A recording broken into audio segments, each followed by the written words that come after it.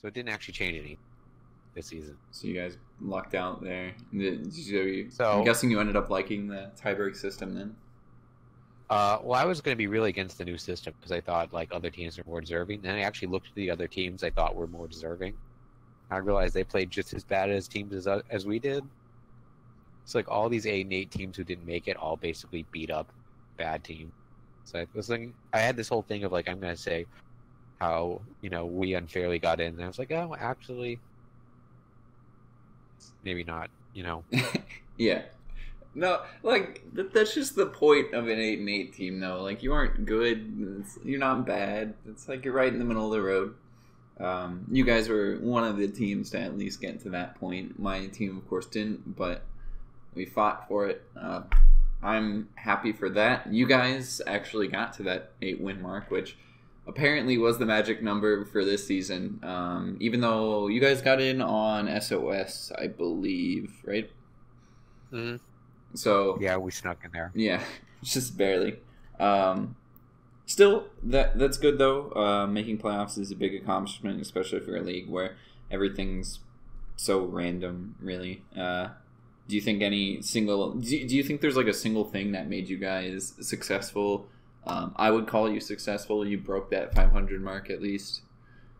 I think the only reason why we got there is just in terms of pure talent. Like, it's not because we were a better organized team or we had better team practices than these other people. It was just like a mess, but we beat up a bunch of teams that just weren't as good as us in terms of raw talent on the field. So sometimes, our teams would go out and my players would do stupid stuff and throw. And against some of the teams that just didn't have the talent to match up, they could kind of get away with it. Yeah. Oh, for sure.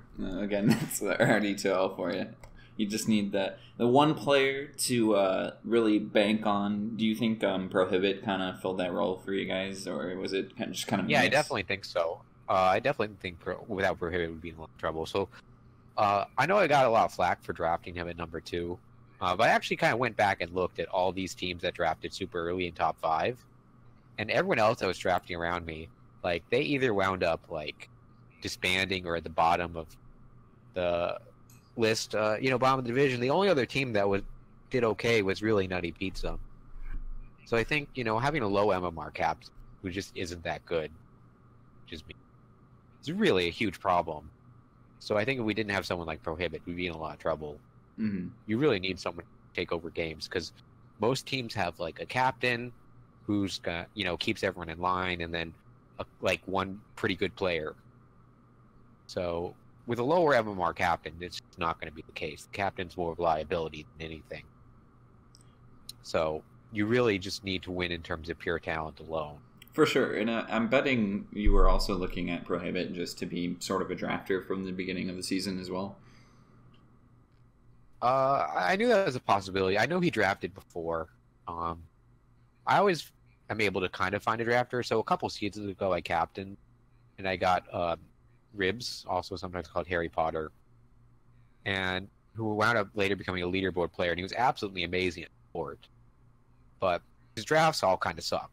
Like, because every game he'd be like, oh, Bloodseeker's really strong and in the meta, and this hero's all like really strong, but we weren't able to execute it very well. So, someone could be like really good and really good at drafting for better teams, but because you have players who are good and players who are bad, you kind of have to find a draft that works with players who, maybe can't execute very skilled, like, strategy. Like, we had this Bloodseeker thing a couple seasons ago, and our Bloodseeker player was really good, but it's just like, if we didn't execute the lineup right, we'd go into like once we hit the 35-minute mark, we'd just no longer be able to win.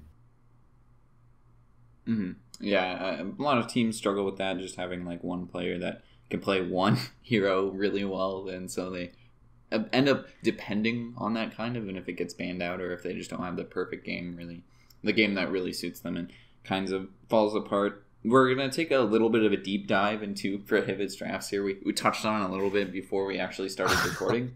But just go over some of his mentality, I guess, because you were kind of course, in the Discord when he was picking some of these really obscure heroes, like Pango mid, I would say, is kind of weird. He also went to Jug mid in our last week's games. Stuff that isn't impossible, but different. So I think all the higher skilled players, like all the immortal players in RD2L, kind of have a different perspective on it. Because, with some of the players who are like divine or ancient, they're going in, thinking, I'm going to play against these players and look to be competitive. But I think Prohibit's coming in and, he's not like flaming other players or flaming his teammates. He just kind of like knows he's better than the other 9 players in the game. So for him, I don't feel like he's going into these drafts thinking, I'm going to pick because he could pick like an SF or something, or Voker or something, just like wreck the other player. But he just kind of wants to have fun with the draft. So he picks lineups for us that we kind of want to play, not necessarily that are good. Because I think if we did these like try hard, drafts every single week, I don't think my team could handle it. Like, I just don't think my team could be serious like 8 weeks out of, like, if we were serious every week, there's no way we'd still be here. Team. So he picks kind of what he wants to play. So, for Legion safe lane, he says, like, what carry do you want? He's like, okay, here's the carry. And then he asks, like, Cookie what he wants to play. He's like, okay. And then he kind of talks with Rem about what he wants. So when they gave me, like, support, they're like, what support do you want? And you say a couple supports, then they're like, okay, that one works. Mm-hmm. Like, I always want Lich, but they never give me Lich. They are always like, yeah, you're getting Bane. You play Bane? Okay, you're getting Bane. And it's more of like, each of your players will kind of give like a list of 2 or 3 heroes, or is it one they really want to play and then he picks it? It's sort of like, what do you want to play? And if that seems like it might be not terrible, then you get it.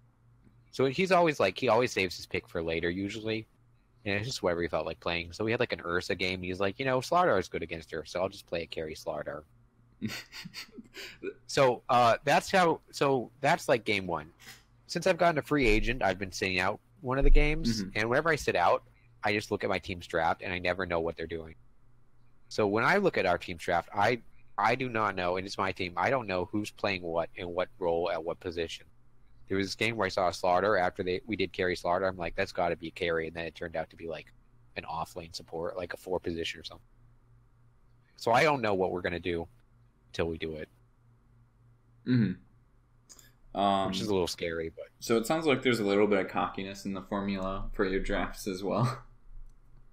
Well, so like the thoughts on this team was, so I kind of drafted these players, and I guess this is more of a philosophy of the whole team. So I drafted these guys, and like I think it became clear very early on in the season that we had some internal issues.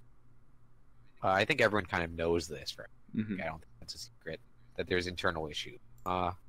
And it's sort of like, there's these other teams that scrimmed all the time, right? And they play together all the time, and they're super PMA. And I had, my last 2 teams were like that, right? Positive mental attitude. We always played together, swim together, practice together and stuff, right? And I mean, that's definitely a great thing if you have it, but we just kind of looked at each other and we're like, if we play together every day for like these next 8 weeks, there's no way we're still going to be together at the end of the season. Like, our personalities just didn't match up for that. So, I just don't think it was the kind of team that could come out, play seriously like every single week. It's just not going to work out, because it's actually pretty amazing that it's still together. Because if you think about it, I have all these players who, in theory, shouldn't get together, but every single week they show up at game time and put in their game. And, even if the drafts are weird or people are kind of just doing whatever they want for fun, they still are, they're still putting in the effort trying to win. Yeah, for sure. And it's like that kind of mentality, too, really keeps the team together. And instead of being nervous about playing and, playing for something that matters, I guess, you're more just like, it's another Dota game. I'm just here to have fun. And you sort of are able to relax and kind of play in your zone, I would say. I feel, yeah, go ahead. I feel like that's the only way that we could have worked out. Like, it's just the way this team was set up. I think as a captain, you have to just figure out what's going to work for your team.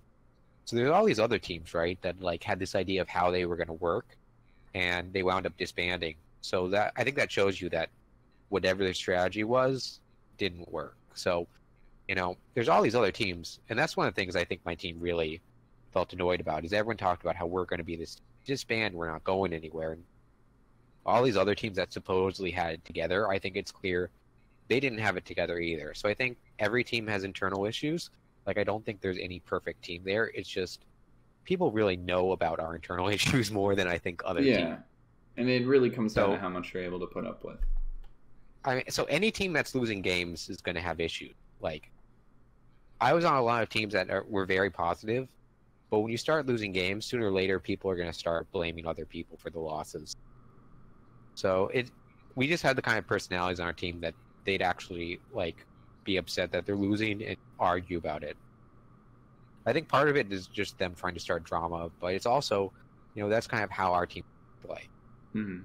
I mean, that's how my guys have been every single season on other teams, and I'm not going to change them to stop being like that. Yeah. And finish. So I guess I just want to circle back then to drafts. Like, when you're looking at what we're playing, when we're playing it, it's just so we didn't take these games as seriously because I just felt like it was kind of amazing that this team was sticking together as well as it was. It wasn't, we weren't. There's so many issues with us worrying about disbanding, or are we going to make it through the season, or is someone going to try to quit? That I was just kind of trying to see if I could keep this ship sailing. And I think part of why, there's so many issues with that is that I feel like everyone on this team felt like we were the better team most weeks. And all of our games, we were competitive. And we always, a lot of times, felt like we were ahead. Like, on paper, we should be the stronger team almost every week. So it's really frustrating when you're not winning. But I think now that we're heading to playoffs, I think we're looking at a matchup we can win. I think we're going to play these games differently because I don't think we could have made it 8 weeks playing like serious games. But I think now that we're like in playoffs, I know it's hard, but I think we're going to try to flip the switch and actually play to win. Mm-hmm. Is there anything versus just? Is there anything you guys are trying to do to make that transition a little easier? So I think Prohibit's going to change his playstyle a bit. So just less clowning around, especially with this matchup coming against Lala. He really wants to take Lala out of the playoffs. So he's going to, be putting in the effort on real, I think, like, more serious things. Like, not like a Pango mid, but something we can actually go head-to-head with Lala. Mm-hmm. And I think we're going to look at, maybe playing some things before that we haven't, that we feel more comfortable on. And kind of taking out some of those things maybe we've been saying, like saving the playoffs. So I feel like there's a couple heroes I could run. I've been saving for playoffs. I think we've got a new free agent who's pretty good. So there's some heroes that he's played that we haven't shown yet. So we still have some stuff like in the bag that we're ready to pull out. Yeah. Do you think getting E-Laser is a free agent, right? Mm-hmm. Do you think getting him at the end of the season really kind of puts you guys in a spot of an advantage because nobody's really seen him play with you guys yet? Yeah, so I think the whole story with that's kind of... So he's a free agent for a free agent. So Smack actually gave us a free agent placement for Sexman. So Sexman was this guy who I drafted in the 5th round, and he had a very cancerous profile, so no one wanted him. So I picked him up, and I got like a Legend 2 as a 5th round pick, which is insane value. And then he wound up leaving, so I got a free agent who was like Legend 1. So I thought that was like a great value proposition. Everyone else is getting like, Crusaders and all these other things. I actually got like a Legend 2 that late. So we get him, and, he has things come up, so we can't make games. So I get Elazar as a free agent addition. So he comes into this team, and he's like, I'm so excited. Cosmic told me about this league. I want to come in and, play with these like cool guys who are going to, coach me and support me and all this stuff. I was like, yeah, this probably not this team. If you're looking for a PMA stack, this is definitely. But I think he was a great addition. So I mean, he's going to play 5, and on our team, 5 basically is going to be dirt poor because we don't have a 4. We basically have 2 3s. Mm-hmm. And I found that my hero pool like is decent for like that poverty 5, but I feel like after these last 2 seasons, people have kind of figured out what I play, and I feel like what I play is much more well known, so they know what I'm going to pick and when I'm going to pick it. But he's kind of an unknown, and you're talking about like a legend too, as a 5th round pick. So you're walking like if you look at us on paper, then like it's such a high skill free agent for a 5th rounder. Like normally that would be a 4th round. So I think it really kind of gives us a competitive group of 6 every single week. I think you're going to be hard pressed to find a team in the playoffs who has 6 better players they're fielding every week. Like I don't think our weakest link is still pretty strong.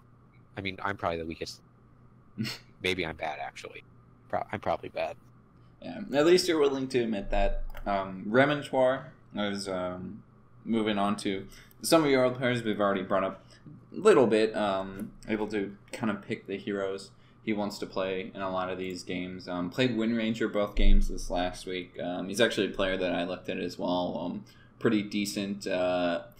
Really, I would say like your next 3 players that we're going to talk about are really, I think, good flex players. They've been in a lot of different positions for you guys. Is Remontoire somebody that you're able to just kind of rely on in the team as being able to play some different roles? He's played Drow in a couple of games a while back, and I know Phoenix was another big hero that we had this last week scouted on you guys. Yeah, I mean, I think his Phoenix is really good. Even then, like, he did this clowny thing where, there was this game where the first game, Prohibit picked Elder Titan and built a Refresh Orb first item. So Remontoire decided he was going to clown around and build first item Refresh Orb Phoenix. And it was not very successful. So I guess he likes to clown too, but I definitely think his Phoenix is pretty good. He often wants that if it's available. I mean, people take out his Phoenix. I think there's other heroes that he'll look to pick up. I think we've had some success running him as like more of a 4. So it's actually just so nice with him as a 3-4 combo with him and Cookie. So you stick that in the off lane, and that's actually just so difficult for the safe lane to deal with, because most times you're not going to have a team that can field like 2 divines. They were basically divine players.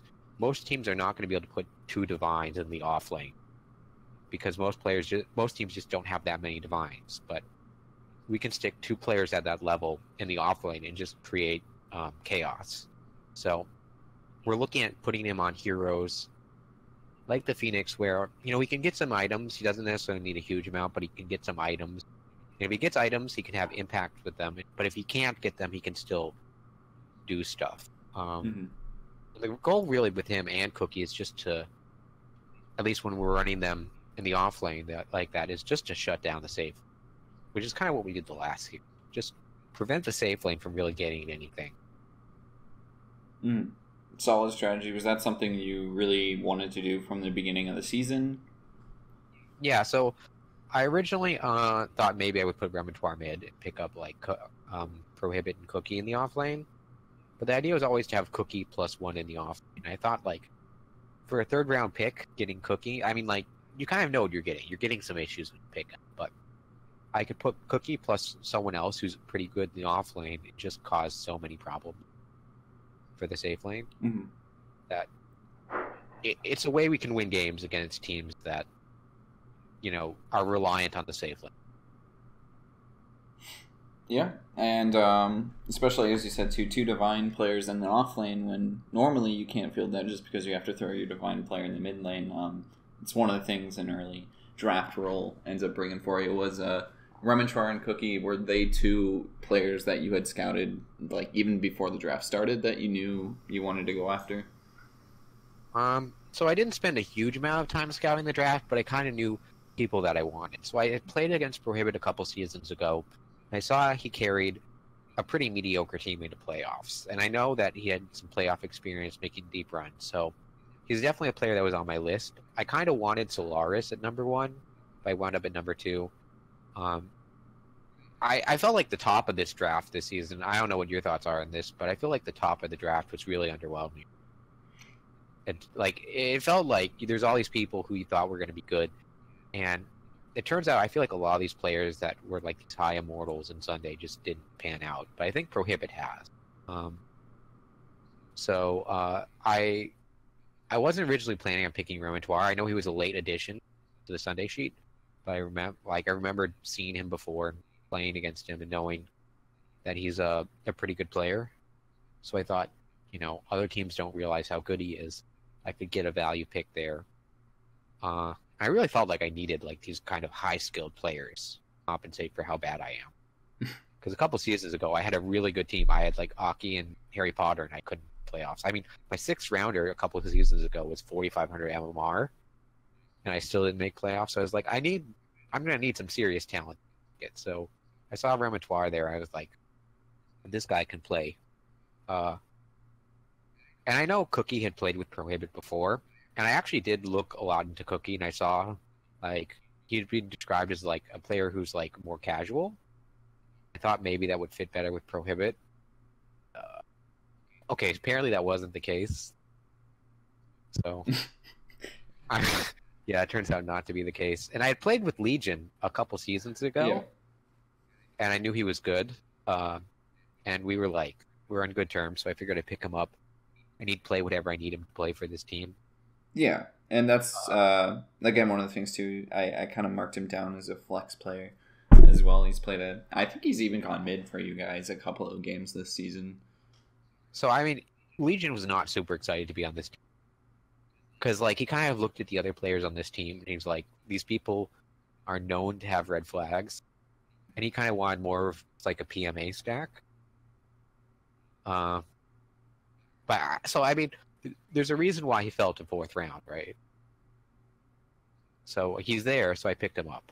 I figured, like, there wouldn't be as many issues with, like, this whole Legion Cookie as there was, but yeah, and you guys are able to mostly figure that out. I would say still one decent amount of games. Yeah, I mean, I feel like they kind of worked it out. I mean, not perfectly, but it's in a position where it's like good enough for us to kind of play with it going forward. I really feel like there was a kind of a desire from a lot of players on the team just to disband it before we played any game. Even before the season started.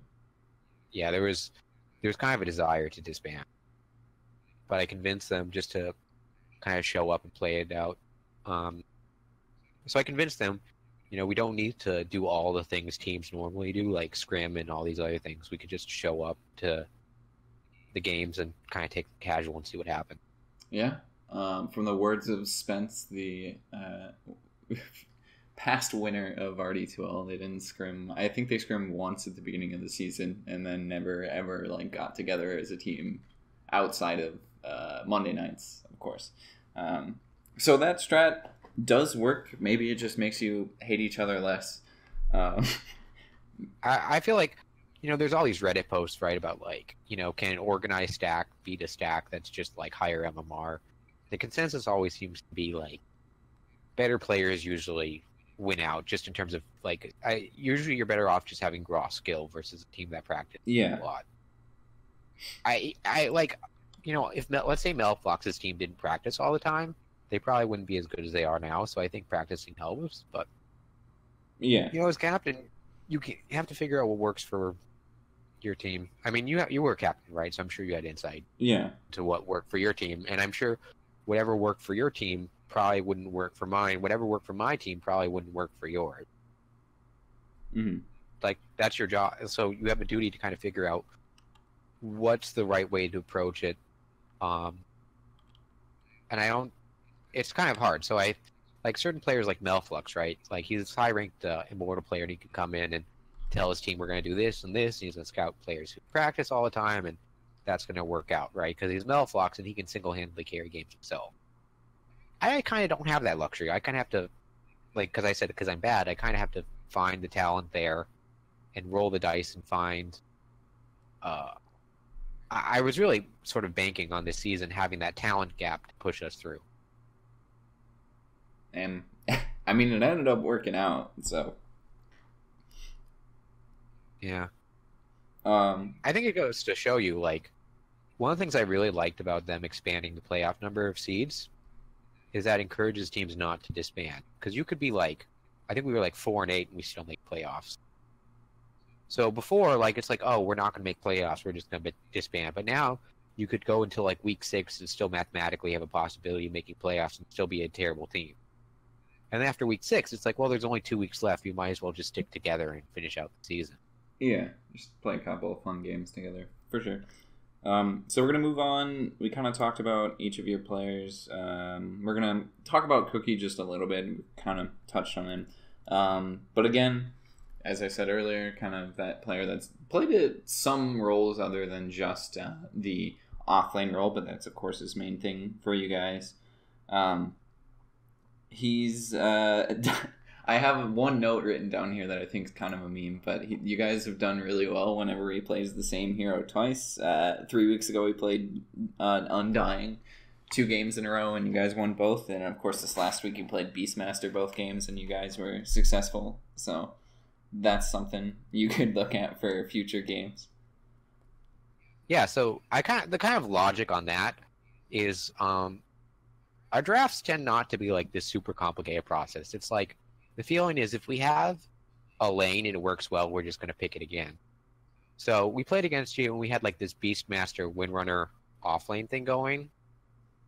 And it did really well. And we felt like, the other team, it felt like if the other team doesn't have a solution to what we're presenting, we're just going to hit them with it again.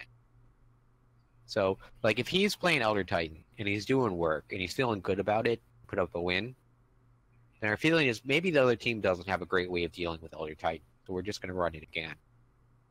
Normally, so he's known as like an undying spammer. So there's certain heroes we're always going to get him. So there's these aggressive heroes who we're not going to pick a passive offlaner. It's someone who's going to go in, fight, and just try to make life hard, not let you have an easy time. So I felt like Beastmaster did some pretty good work with that. It feels like his preferences for heroes kind of changes on a week-by-week basis, which is kind of true for a lot of players. Like, earlier in the season, he wanted Undying. Mid-season, he kind of liked the Elder Titan more. Now he's kind of like...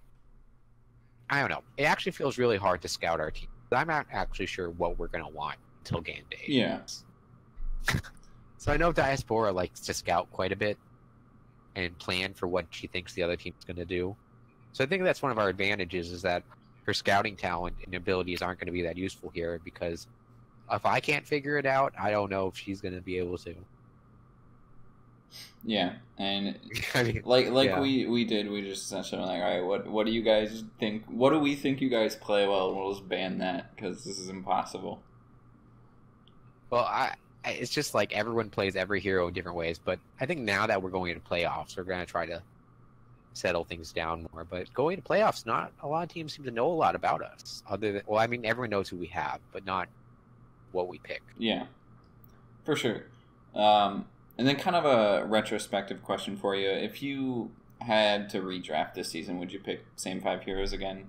Or same 5 players? Other than, you can ignore Sexman.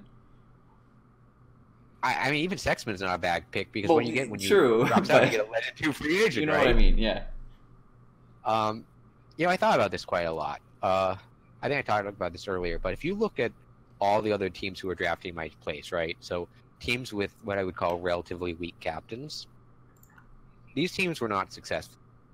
So they pick like this one good player, and then they kind of pick what they can find in the other rounds, and it tend to work out, right? So I just feel like they don't match up well enough. They're too reliant on that one player. They focus resources on shutting them down. I think if I had drafted other players, other than, say, like, the Prohibit Repertoire Cookie combo, I don't think I, as a captain, would have been able to schedule a team, field them to be competitive. Like, if you look at everyone else around me who drafted players of like similar skill, right? So in similar draft spots, Mhm. I don't think those teams did very well. Yeah. I think And Nutty Pizza was really the only one near you in the drafting lineup that did pretty decent. so Nutty Pizza's a good captain, right? So his teams always seem to do well. So the question I ask myself is, why is my team sneaking into playoffs when these other teams that draft around me aren't? And I think the answer isn't because I'm a better captain. There's an incentive to say, well, maybe it's because of me, or maybe I'm doing something. I don't think it's because I'm a better captain. I don't think it's because I figured out X and they did Y. I think it's just I had more talented players. And I think if I drafted some other players that weren't as talented or just didn't show up the way they did, I don't think we would have won games the way we did. Mm-hmm. I think we would be out. So I don't think if I drafted different players that we would have playoffs. Now, maybe I'm wrong. Maybe there's some players there that, I draft this person, they magically get along, everything's different. But I don't know. I don't see it happening. Mm-hmm. That's one of the things I'm actually kind of like worried about, is they're talking about moving to this linear draft, right? And the linear draft is going to kind of help players in the middle of the field and hurt the high MMR captain.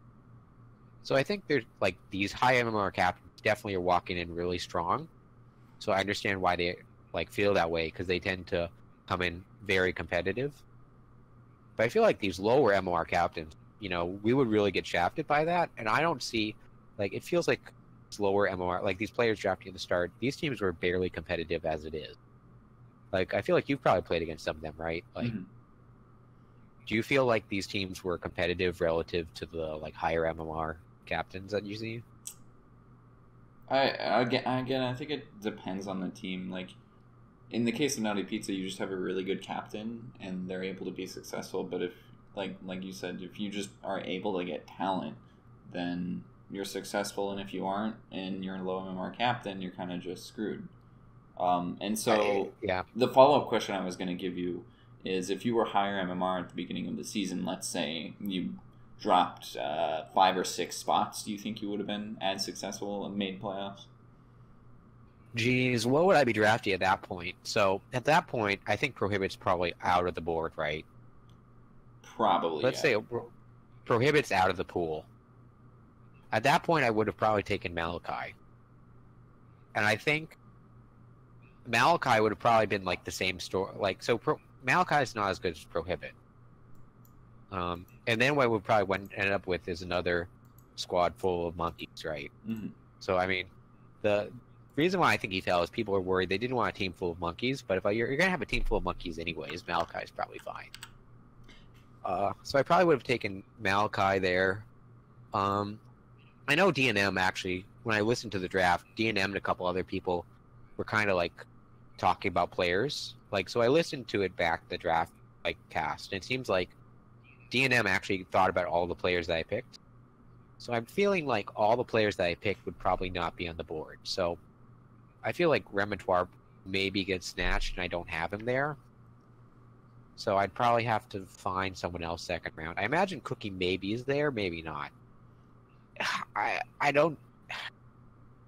It's a pretty big difference, right? So if you fall, I think Malachi would have probably been okay, but then the second rounder, if he's instead of like a Divine 1, he's like an Ancient 3, that's kind of a big downgrade. And if I get maybe instead of like an Ancient 4, but like an Ancient 1 third round, then it starts getting really hard. So I'd really have to have played a whole lot better. And if I move up from, say, like, if I was Legend 1, instead I was like Legend 4, is that really gonna... I just feel like it's hard to find a path for that team to be successful, because we just barely snuck in as it. Yeah. Yeah, and Malachi ended up falling to the 23rd pick, so you could have easily picked him up there. I think that pick would have been fine. I just think, so like, really, when you're lower MR, your first pick is going to be good, but it also means your second and third pick.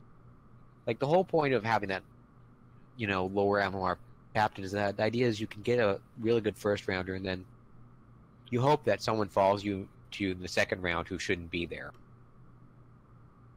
You got that. So I think that's like Repertoire. I got lucky that it was there. So I think it all depends on, is someone there who shouldn't be. Yeah. Right idea there. we're gonna wrap up the interview, the lengthy interview portion, but a good one, and end off with the best part, which I don't know if you studied for, but Dota Buff quiz. Oh boy, this is gonna be hard. We'll see. I picked some softballs in there. Some of them might be a little bit too difficult because I was just digging around. Probably, that's what happens. Probably gonna get them all wrong. You're fine. There's no points. Well, there are, but it's all for fun. This is a show where the points don't matter. So, Econ, are you ready to answer 5 questions that I pulled off of your Dota Buff? May or may not have pulled them 10 or 5 minutes before this interview. All right. Let's hear them. Let's go. All right. Question number 1. What hero have you played the most in esports matches? I think it's Elder Titan. Yes. Do you know how many matches? I want to say like 11. Got that on the nose. Do you know your win rate? So I think I won like 7 of the 11 or so. It's like 70, 80. Now you're making me actually check the matches, but I think it's like 70% or so, 80%. It's 54. Oh, I guess I'm just so however much math that is. That's like 6, not like I think. Anyways, math is hard. Question number 2. Highest win rate item over 100 matches. This is in any match. In any match? Yes. Highest win rate item. I feel like it's gonna be like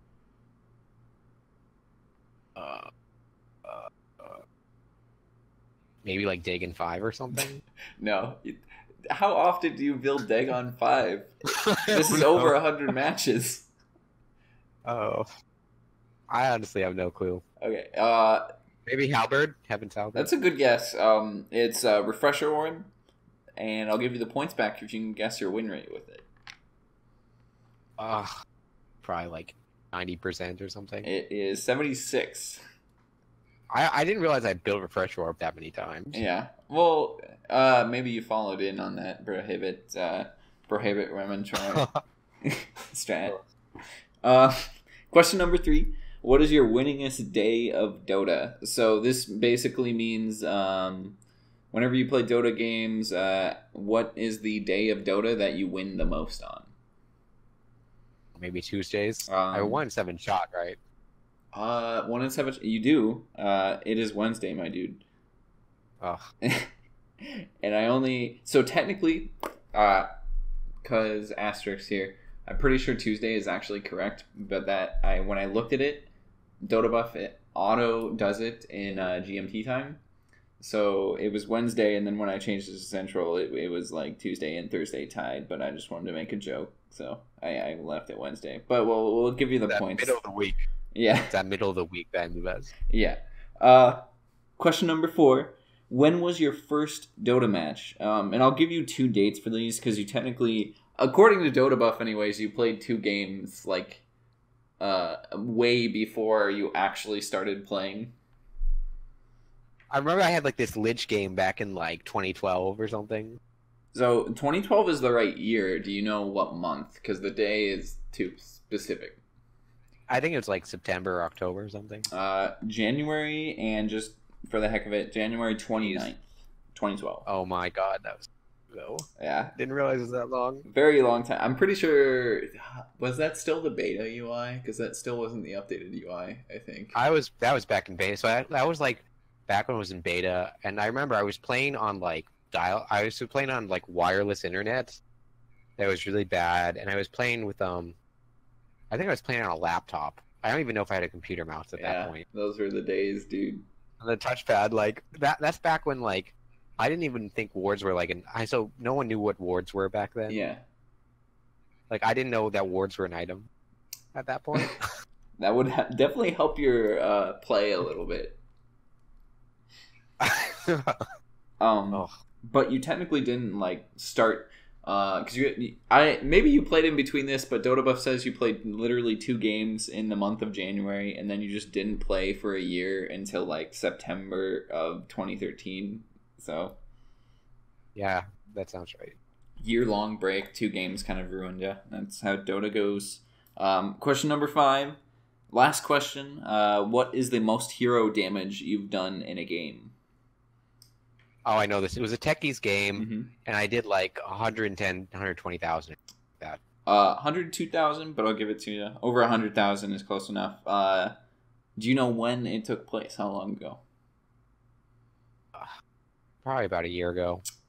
Almost. Actually, we're approaching 2 years because it was 2016 December. Oh, geez. I just realized this. It's on Christmas Eve, which is a nice Christmas Eve present. Christmas present is playing a Techies game and doing 110,000 damage. Oh man, I was. That's so mean to play Techies on Christmas Eve. Oh yeah, it was also a 1 hour and 10-minute game, so pretty sure you tortured everybody. I would pull up the gold graph. I have a picture of it. Hold on, let me put it in OBS really quick, just so people can see this gold graph. But it's a classic Techies game. That's not as good as the Night Stalker game I played like a week ago. Oh, that Battle Cup match. Oh, I did not see that one. 28 has 28 rapiers. What? All right, hold on 1 second. I had 13. I had like 1,250 last hits on Night Stalker. Yeah. That was a 4 position. And literally everybody just bought rapiers. So I had a rapier and a backup rapier. We actually ran into this problem where like our Luna was having trouble buying items because we were hitting the item cap. What the heck is this game, dude? Literally, the other team had 168,000 gold lead at one point. Yeah. So they just didn't feel like ending. They wanted to play it out. That's a fun one. I'll throw this up. That was quite the fun game. Actually, no, it was a terrible game. But yeah, they actually didn't get a win because they couldn't find a Battle Cup opponent. Really? So I heard about this. I just assumed that whoever wins that game just wins the whole tournament, right? Because like nobody's going to be playing that late. That's only if you get to the finals. They just got their tickets refunded. Oh dang! Yeah, that was so there were 28 rapiers. The only reason why the gold lead fell is because the other team got bored and started dropping rapiers on the ground. So that's the only reason why the gold lead fell. We actually had this thing where we were buying. So, in order to defend our base, we started buying the Helm of the Dominators and dominating creeps, and sending them to the base. So everyone had like 5 Helm of the Dominators, and we were buying like Necro books to drop, and I had like a refresher shard, like a refresher orb dropped in base, and I had a bunch of gems dropped in base. So we actually hit the item cap, and when you hit the cap, you can't buy any more items. So we had to start denying items. Oh my god. Yeah. So that must be your longest game of Dota as well, because that's 3 hours and 30 minutes. Yeah. So it doesn't show up sometimes, because sometimes Battle Cup, like on Dota Buff, shows up different. That's also my most last hits in the game. Yeah. One of these... On a Night Stalker. So I think one of these team fights literally lists like at least 15 people dying in it. Which is pretty stupid. So and of course this is Techies game, like who isn't surprised about that. Anyways, Econ, it's been great. You spend 3 hours playing Dota and somehow you end up going to play it the very next night in a competitive league, which is admirable. I don't know how you do it, but good luck to you guys next week. I know you got some things changed, trying to go for some more serious strats over there. Hope you guys are able to make that transition pretty well. Thanks for coming on, doing the interview.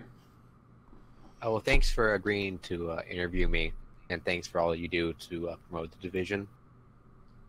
I appreciate it.